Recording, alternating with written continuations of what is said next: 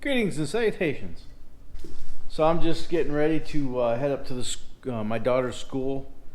I got a phone call yesterday informing me that she got Student of the Month, and they're having a little ceremony today. Kind of jelly though, because this is like the second time that she's got Student of the Month, and Tanner, my son, has gotten Student of the Month 3 times. I never gotten Student of the Month. But I'm not bitter. I have an update on a video that I did on the derelict miner's cabin that had the vehicle removed. And I found out some more details about that, which kind of ties into the thesis of this video. So wait till the end, I'll give you an update on that.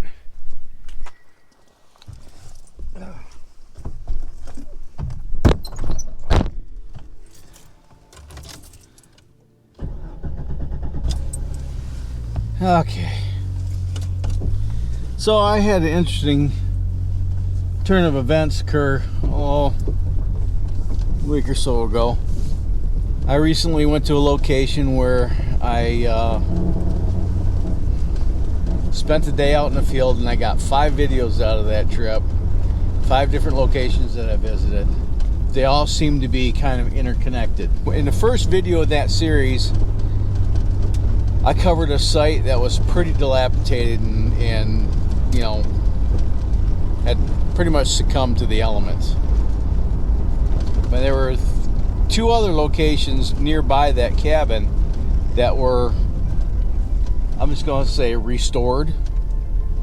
I don't know if restored is the correct term. Preserved probably would be a better term. And I made note that there was a vehicle missing from that site. I'd seen videos on that site before, and there was a vehicle missing. It kind of pissed me off. And then a commenter reached out and said that the Park Service removed that vehicle and that I should trust him. And I asked him to elaborate, and the fella actually ended up reaching out to me, and we had a nice conversation. Turns out the guy was actually involved, if not the one that's the primary player in restoring those cabins. Nice guy, and I appreciate what he does and the people that help him do it. And as a result of that, I got invited to a Facebook group that is an invite-only type deal to people that have been to that site before. I don't know if you caught it in the video, but there's placards inside the cabins that ask you not to disclose those locations. And I thought I was diligent enough into not disclosing the location, but I did disclose some names. And saying that I put a lot of time and effort into those videos, and I don't get a very good return on my investment on those travel videos. Look, for those of you who watch them and love them, I'm going to make them just because I want to, and I enjoy making those videos. But understand in the future, especially for sites that are kind of, let's just say, sensitive, I'm going to be a little more vague about their locations. But as of right now, I'm going to let those videos stand as they are. I don't know how you could tell the story about the mint in the mine without mentioning the Mescal mine. I just don't know how I can do that. And actually I had another fella that's a mine explorer that reached out and commented on that video not to disclose the location. Which brings me to my motivation for making these videos. That Facebook group. I was going through that and reading some of the comments from people who aren't real big fans of YouTubers. There's been some YouTubers that I've watched in the past that have visited that place and visited those sites. The guy I was talking to on the phone, he mentioned that he was actually at one of those sites when Ewu went out there and shot a video. And you know, there's some YouTubers that go out there and are, they don't do that much research when they go out to these sites. They don't get any backstory. What interests me more than the sites, I mean, the sites are neat to go and investigate and look at. But that's not my motivation. My motivation is more why. Why is this place here? Why does it exist? What did they do here? What were the people like that lived here and worked here? And what did they do? You know, how did they come to this place? You know, the stories are more interesting to me than the site. I can give you a good example of a site that I visited this year, Renoville. I did a video on it. It's right up here. There's not a whole lot left at Renoville to look at. A couple of, you know, meager slabs, a can dump or two, and some trash strewn upon the desert floor. But the only reason there's a dot on the map called Renoville is because the Geological Survey came through, and that was the only town there at the time. But the site itself is of no significance. I can show you where it's at. Unless you have a really keen eye and you slow down, you'll drive right by it and never see it.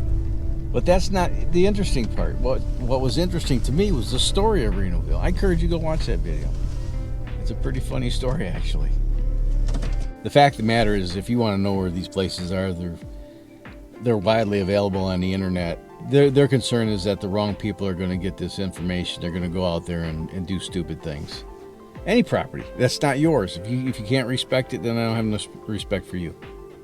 So I got some insight from this guy that called me on what it takes to preserve one of these sites. It's not an easy task. You know, you're dealing with the federal government. The federal government looks at those old shacks as that's federal property. It's not about anything but federal property. Do we preserve it or don't we? And one of the things they do is they go out and they do a study on these sites and determine whether or not they're of any historical significance. And if they are, and they warrant preservation, it's not restoration, it's preservation, then they'll submit a request for Congress to allocate funds to preserve these sites. And that process was done at the derelict mining camp. And again, at the end of this video, I'll give you an update on what happened with that bus. But right now I gotta go to an assembly.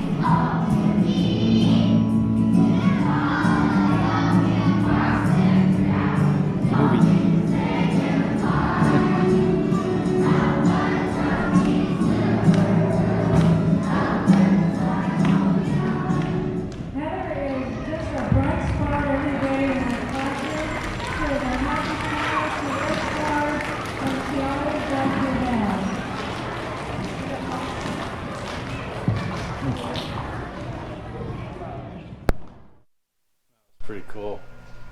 She was not expecting that. So the Park Service, they invest this money into preserving these sites, and then the last thing they want to have happen is for some hunyup to go out there and vandalize the place and undo their investment. I don't suspect that any of my viewers are going to do that. Are going to go out and vandalize these places. It doesn't sound like something that anybody who would be interested in viewing my channel would be interested in doing. And if you are, go away. Having said that, these are public lands. Ain't nobody can tell you not to go. If you feel impelled to go visit these places, I would encourage you to do so, but do so respectfully. And like the sign says at the cabin, don't disclose the location. And if you can avoid it, don't disclose the name of the place and the names of the people associated with it on social media. Some of the members of that Facebook group are, let's just say they're hostile towards YouTubers. They think the only motivation for us to go out there and film these locations is just to get clicks. Obviously, they don't understand how YouTube works. And while it's true that sensational thumbnails and clickbait titles can get people to click on your video, it doesn't necessarily translate into views. And my motivation isn't just to get the clicks. I want you to click on my video and watch my video. Obviously, I'm a YouTuber trying to grow my channel. But my motivation is more to educate the viewer, because I'm going to assume that not everybody that's watching my videos, especially my off-road adventure videos are residents of this area of the country, I'm going to just assume that you're probably not planning a trip out to the southern Nevada desert. And I'm just going to go on a limb and say, even if you were coming out here, you're probably not going to get in some off-road vehicle and go traipsing around the desert blindly. But if you're interested in the area, you should be aware of the history. So one of the things that I like to do that a lot of YouTubers don't do when they go out and investigate these areas is find out some backstory. Why is this place here? Who are the people here? What's the history of here? You know? But in the off chance that you would be interested in going to one of these locations, I'd like to offer as much help as I can to help you locate these places.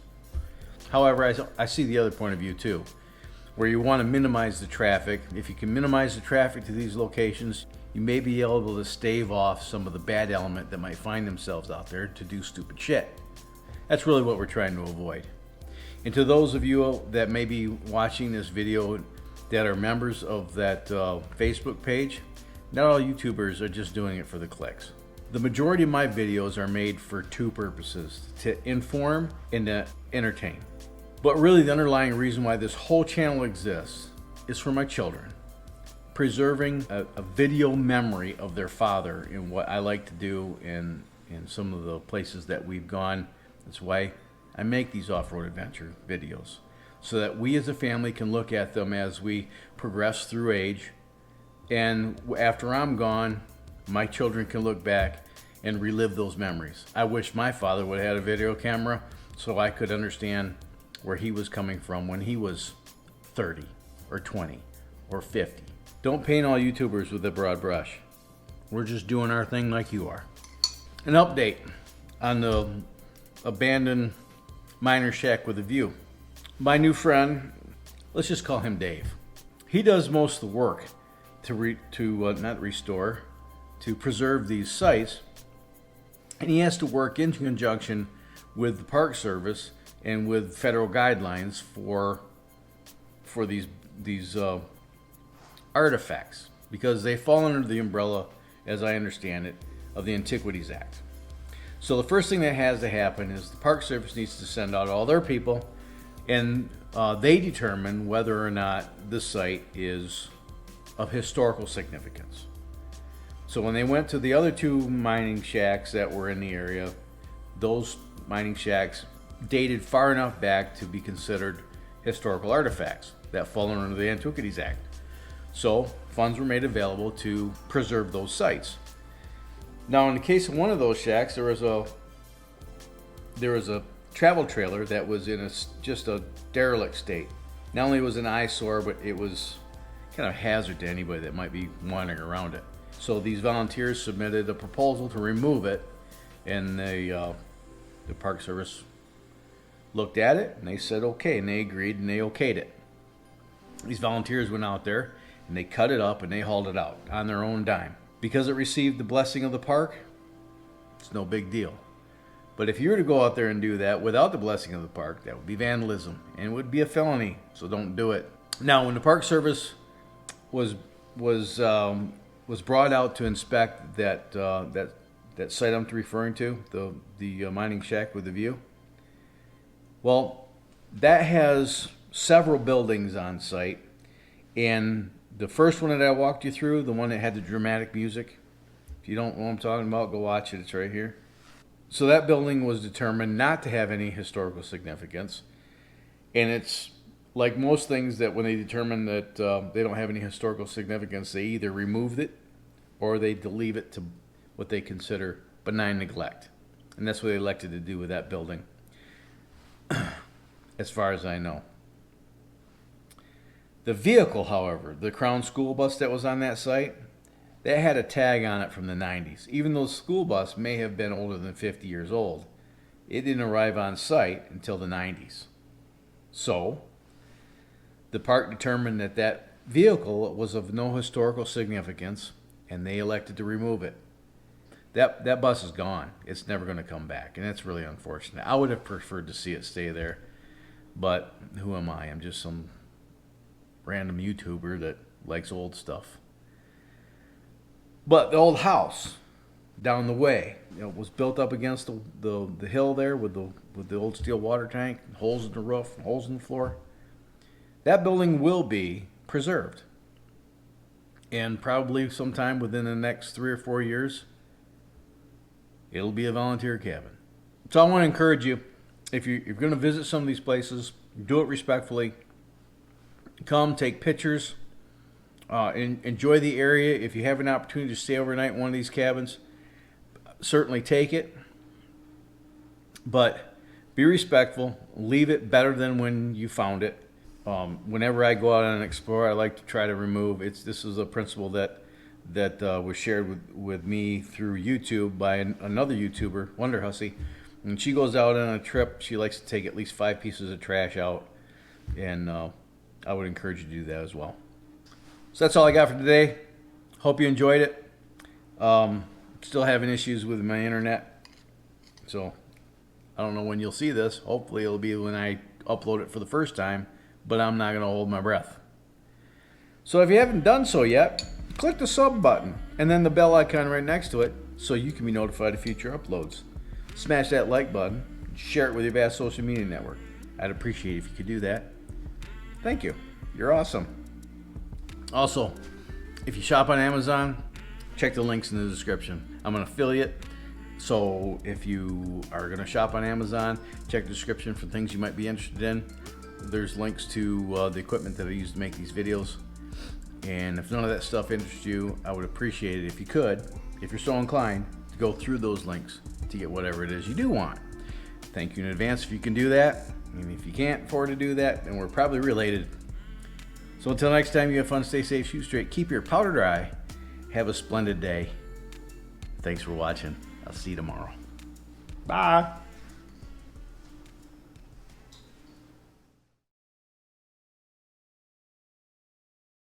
I'll be back. That suction cup don't work for Tinker's Dam. This is just get. Excuse me. So, if you hadn't done so yet, click the subscribe button, the little bell icon in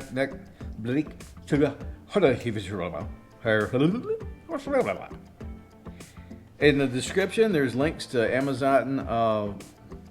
Down in the description, there's links to Amazon. Why is it so hard to get my thoughts to my mouth? I could swear like a sailor, but say regular words, you can't do it. See if I can edit this into a cohesive story. Beans. The magical fruit. The more you eat, the more you toot. The more you toot, the better you feel. Beans for every meal.